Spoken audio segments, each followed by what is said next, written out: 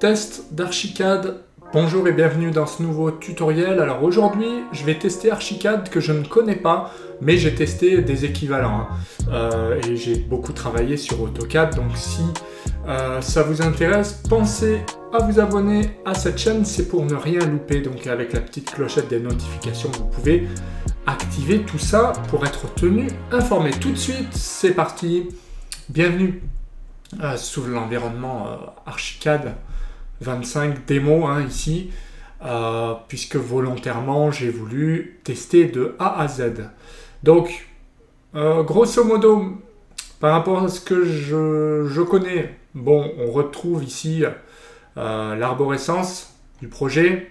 C'est très bien fait, c'est bien rangé, rien à dire de ce côté-là. Ici, j'ai l'impression de retrouver un petit peu du Revit. C'est assez appréciable, c'est assez clair, ça a l'air bien fait. Je vois qu'il y a des calques, on peut gérer des modèles, etc. Donc de ce côté-là, rien à dire. À gauche, j'ai l'impression que c'est tout ce qui est création d'outils, dessins, murs, etc. Les poteaux, les poutres, les dalles. Pour le coup, les onglets sont simples mais efficaces. Tout en haut, c'est un ruban classique. Mais c'est pas plus mal, puisque généralement c'est ce qui se fait de partout. On peut gérer de la vue, on peut gérer des sommets, toutes sortes d'options. Donc j'ai l'impression que tout ce qui est paramétrage des options sera par ici par rapport aux outils de dessin. Donc sans plus tarder, on est au rez-de-chaussée. Et je vais tester l'outil mur pour commencer. Alors l'outil mur, j'ai l'impression qu'il y a plusieurs choses. Voilà, donc c'est assez simple, une fois de plus, mais ça a l'air tout à fait efficace. C'est-à-dire qu'ici, j'ai un mur générique. Au niveau de la couleur, là, on ne voit pas forcément bien, mais bon, il y a plusieurs types de murs. Donc, là, par exemple, il y a de la brique. Donc, je dirais qu'il n'y a rien à faire. Ça a l'air d'être efficace. On peut créer des murs en pierre. Ça... tip top. On va essayer un mur générique. Alors, je sélectionne un premier point. La distance en mètres.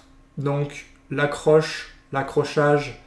Les outils de distance ont l'air assez bien ficelés. Je vais cliquer ici pour voir ce que ça donne. Voilà. Je peux faire un autre mur, j'imagine, directement en recliquant ici. Voilà. Donc, il reconnaît l'autre mur. Ce qui fait que je peux cliquer à nouveau pour faire un mur. Je peux venir m'accrocher par ici, visiblement. Bon, je connais pas bien, c'est la première fois que je l'utilise. Je vois qu'il me met des choses... Oui, vous voyez, facilement, il me remet des guides. Donc ça, c'est assez pratique. Volontairement, j'ai fait ça grossièrement, puisque pour voir ce que ça donne. Globalement, le résultat est satisfaisant, à part ici, mais je pense que ça vient d'une chose, c'est la position du curseur. Par contre, ce que j'aime bien, c'est que quand je clique, ben voilà, il m'affiche des petites choses. Maintenant que c'est fait, on va voir un petit peu les modifications. Donc je double-clique. Voilà, donc on peut déplacer un mur assez facilement. Voilà, donc grosso modo, ça a l'air pas mal. On peut rajouter des sommets facilement. Donc on voit qu'on peut quand même s'amuser et créer quelque chose d'assez correct en fait. Vous voyez, on peut faire du raccord, on peut faire des choses comme ça. Bon, voilà, c'est comme tout, il y a des choses à connaître. Par contre, pour supprimer, je sélectionne et je supprime directement. Je vais m'amuser à refaire un bout de mur pour terminer. Donc ici, de là à là. Et automatiquement, là, il m'a fait une liaison qui est assez propre. Donc j'ai fait quelque chose de basique, d'accord. Je vais essayer de faire un poteau. Alors poteau, j'ai des poteaux génériques, j'ai des poteaux ronds, j'ai des poteaux rectangulaires. On va essayer un poteau carré, j'ai l'impression. Voilà, ce sont des poteaux donc carrés que je peux venir régler ici. Donc ça c'est intéressant en fait quand j'utilise l'option sur Archicad. En haut à droite là j'ai la possibilité de modifier un petit peu le type. Je pourrais avoir des poteaux un peu comme ça. voilà, qui ne font pas la même taille au sommet et en bas. Ça, c'est très très bien fait, je trouve. Et je peux m'amuser à changer, par exemple, 0,40 par 0,40, puisque là, c'est carré, on a lié les dimensions. Donc, je peux facilement créer un autre poteau. Poutre, c'est pareil, donc je choisis poutre générique. Je peux changer les dimensions de la poutre ici, et je peux cliquer donc une poutre de là à là. Et pareil, donc, de là. Voilà. Donc là, moi, j'ai ouvert un gabarit structurel puisque je fais plus des plans de structure. C'est mon métier. Hein. Mais j'aurais pu faire de l'architecture. Donc pour ça, je vois que ça marche très très bien. Là, je m'amuse à... Je fais un petit peu n'importe quoi pour tester un peu ce que je peux faire. Hein. Volontairement, je clique un peu n'importe où. Au niveau du rendu, c'est plus que pas mal. Hein. C'est plus que pas mal. On pourrait faire une dalle, on peut faire des escaliers. Donc, ce que je vais m'amuser à faire, maintenant que j'ai fait des murs, je vais quand même juste faire une ouverture. Donc, je vais essayer de voir ce qu'il y a. Donc, porte, toujours pareil, je clique ici pour sélectionner une porte. Porte intérieure. Je vais plutôt mettre une porte d'entrée ici. Donc, comme d'habitude, je peux régler les dimensions, alors là, pour le coup, avec le plan d'ouverture ici. Donc, je peux cliquer là directement. Je choisis le sens d'ouverture comme ça ou comme ça. Franchement, c'est un outil qui est très bon. Moi, c'est la première fois que je le teste, Archicad. J'en ai beaucoup entendu parler, mais vous voyez, c'est très simple à utiliser, mais c'est très puissant, franchement. Alors, les ouvertures, fenêtres. Toujours pareil, je clique ici pour avoir plus de fenêtres. Je vais essayer une fenêtre au pif comme ça. Alors je sélectionne, là. Il me demande, voilà, je vais la mettre comme ça. Pareil, une ici, tac, une ici, tac, et une par là. Et puis pourquoi pas une là, bon, ou pas. Bon, je vais en mettre quand même une. Maintenant, ce qui m'intéresse, c'est de voir un petit peu comment fonctionnent les coupes et la 3D. Donc on voit ici qu'il y a déjà des coupes, ça c'est plutôt pas mal, si bien que ma coupe B tombe dedans. Donc si je double-clique, j'ouvre ma coupe B. Je vois ma poutre, je vois ma fenêtre que j'ai pas encore configurée qui visiblement la poutre vient taper dedans. Donc là ça fonctionne pas, mais si je m'amuse à régler la hauteur d'appui par exemple, je sais pas moi, l'allège ou la hauteur de la fenêtre là, je vais mettre plutôt 1,20 m. Là, ça fonctionne, d'accord? Donc, c'est plutôt pas mal. Donc, je vois ma poutre. J'ai pas réglé encore la dalle, etc. Donc, c'est un peu bizarroïde. Mais je vois mes murs. Je vois mes murs déjà. Et puis, je vois mon ouverture, ma poutre, etc. Donc, c'est plutôt pas mal. L'autre coupe, c'est plus une façade puisqu'elle ne passe pas dans le bâtiment. On le voit si je double-clique ici. Hein, la coupe, elle est là. Je vais voir si je peux la déplacer. Par curiosité, oui, je peux la déplacer. Donc maintenant, si je retourne sur ma coupe A, eh bien voilà, c'est une belle coupe. Voilà. Donc ça marche tout à fait en fait. Hein. Qu'est-ce que je fais? J'ai appuyé sur A. Donc ça marche tout à fait. Je vais essayer d'aller voir les façades. Donc j'ai toutes mes façades ici. Très bien. Et je voudrais juste voir les... alors il y a déjà un cartouche. Voilà, qu'on peut venir paramétrer, qui récupère les documents, les infos. Donc ça, c'est pas mal. Et on voit par exemple ici le rez-de-chaussée. Je vais m'amuser à regarder la 3D. Donc perspective. Donc la 3D, si je double-clique sur le bouton de la molette, ça me fait une jolie panoramique, un joli centré. On va parler des outils de déplacement. Panoramique, je maintiens la molette et je bouge. Pour déplacer, je pense que c'est Shift molette. Donc là, je peux faire de l'orbite, de la rotation en fait. Voilà. Bon, on voit que mes poutres sont pas vraiment bien placées.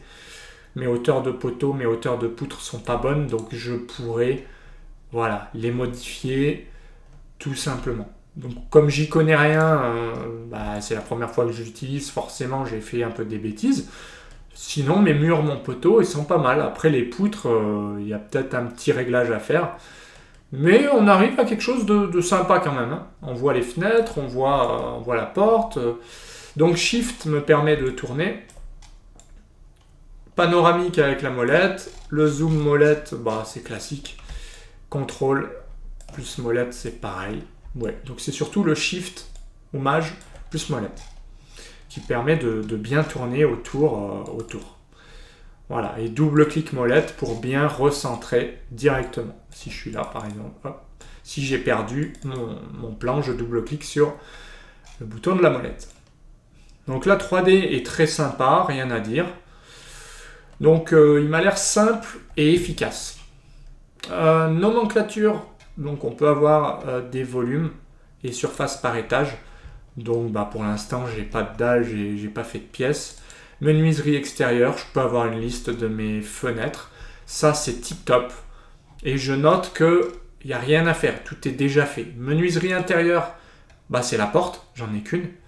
Et automatiquement, j'ai mes dimensions, j'ai mon croquis. Franchement, rien à dire. D'autant plus qu'on peut modifier très facilement la nomenclature. Bon, moi, j'aime beaucoup l'outil pour le coup, hein. Je ne connaissais pas du tout, mais je le trouve très très simple. Toutes les surfaces, bah, j'en ai pas. Si, c'est peut-être des murs. Donc voilà, ouais, donc il va faire lui la superficie. Moi là pour l'instant j'ai pas grand chose, mais j'ai quand même les peintures pour les ouvertures, enfin pour les portes, pour les fenêtres, pour l'aspect des murs aussi. Donc voilà, il y a toutes les surfaces par élément. Donc fenêtre, porte, poteau, poutre et mur évidemment. Donc ça c'est pas mal. J'ai mes types de murs, j'ai mes peintures qui sont directement assignées, mais que j'ai laissées par défaut évidemment. Bon, bah, au niveau de l'outil en lui-même, les nomenclatures, franchement, c'est très propre. Les feuilles de travail, ben, c'est comme tout, il va falloir les paramétrer, mais sinon, moi, ce que j'apprécie, c'est qu'il y a déjà donc, des étages qui sont prêts. Par exemple, si je fais le sous-sol, ben, voilà, il est déjà fait, donc il n'y a plus qu'à modifier. Clic droit, on peut renommer l'étage, on peut en ajouter, créer un nouvel étage, par exemple, très facilement avec la hauteur. On peut l'insérer au-dessus, en dessous. Une fois de plus, mon seul avis, c'est que c'est simple et efficace, tout simplement. Après, moi, pour l'instant, c'est un test, donc c'est la première fois que je l'utilise, donc je ne peux pas vous dire... je ne sais pas faire grand-chose, mis à part les murs, les poteaux, les poutres, les ouvertures qui sont classiques. Après, je pense vu qu'il est simple, c'est pareil, on doit pouvoir faire des escaliers, on le voit. Donc des escaliers assez classiques, on peut essayer un escalier comme ça, pourquoi pas. Donc toujours le même principe, je sélectionne, je règle un petit peu la largeur, là c'est 1 mètre, et puis je clique pour faire mon escalier. Voilà, comme ceci. Une fois que c'est terminé, bah, je pense que je peux valider avec Entrée. Et si je repasse en 3D, eh bien je vois mon escalier se dessiner. Voilà. Donc franchement, pour quelqu'un comme moi qui connaît rien, qui connaît pas trop ce logiciel, vous voyez, c'est très très efficace, hein. Lui, il s'est débrouillé pour gérer des paliers. Si je clique ici, je peux double-cliquer pour avoir accès aux éléments, pouvoir le modifier. Et quand je le sélectionne, je peux choisir le calque, je peux choisir les dimensions, par exemple. Je peux dire qu'il fait 1m20 automatiquement, ou alors au contraire 90, 0,9. Donc là, il est plus petit. Je peux choisir là le nombre de marches, 17, pourquoi pas. Lui, il se débrouille derrière. Ou est-ce que c'est là? Et là, c'est la hauteur de la contre-marche. Par exemple, 16,5. Voilà. Donc lui, forcément, en fait, il met plus de marche, puisque la hauteur a changé. Mais il s'est débrouillé, lui, pour faire le job. Voilà. Donc là, pareil, l'escalier, il passe devant la fenêtre, donc je peux m'amuser à le déplacer comme ça. Comme ceci. Voilà, c'est pas mal. Si je le mets comme ça, c'est mieux. Donc ouais, niveau déplacement, c'est propre, c'est simple et efficace. Donc je peux me remettre au rez-de-chaussée en double-cliquant. Je peux cliquer et le déplacer en faisant glisser. Donc franchement, rien à dire. L'outil en lui-même, il est efficace. Là, j'ai un gabarit de structure. Du coup, si je teste un petit peu de cotation pour terminer, pourquoi pas. Donc il y a outils de mesure. Et après, je dois avoir des options. Donc il y a pas mal de choses que je peux faire. Mais au niveau des... Donc on peut faire des formes aussi libres. On peut percer. Donc fenêtre, ça on a fait. Puis il y a des objets. Les coupes, je peux les générer. Les outils façade. Par contre, je n'ai pas vu les cotations. Donc ça fera peut-être l'objet d'un autre tuto. Puisque là, ça ne saute pas forcément aux yeux. Je vois des étiquettes. Ouais, peut-être. Mais je ne vois pas forcément d'outils cotation à proprement parler. Après, il y a un outil de grille ici. Voilà. Je pense que j'aurai l'occasion de faire d'autres tutos parce qu'il est vraiment sympa. Donc, je pense qu'au niveau cotation, il y a moyen de faire apparaître des choses facilement. Et dernière chose, donc, le mobilier. Ça m'intéresse de voir un petit peu les objets. Donc, on peut faire disposer des mobiliers comme ceci. Donc, ce que j'aime bien, c'est qu'on clique et ensuite, on indique. Tout simplement. Donc là, j'ai cliqué plusieurs fois, j'ai plusieurs objets, mais quand je reclique, je peux déplacer assez facilement. Là, j'ai pris le mur, pas de chance. Je voulais prendre le mobilier, c'est mieux. Donc, on voit à quel point ça marche bien en fait. Je sélectionne le bon objet, je clique un point de base et je clique un autre point pour déplacer, tout simplement. Je me mets en 3D pour voir ce que ça donne. Franchement, rien à dire. Vous voyez, pour quelqu'un qui connaissait pas Archicad, on voit que l'outil en lui-même n'est pas forcément trop complexe. Bon, c'est un peu bizarre là, mes histoires de poutres. Mais par contre, au niveau mobilier, rien à dire. Je vais essayer de travailler en 3D direct.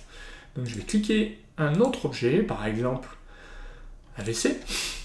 Pourquoi pas? On va le mettre par là.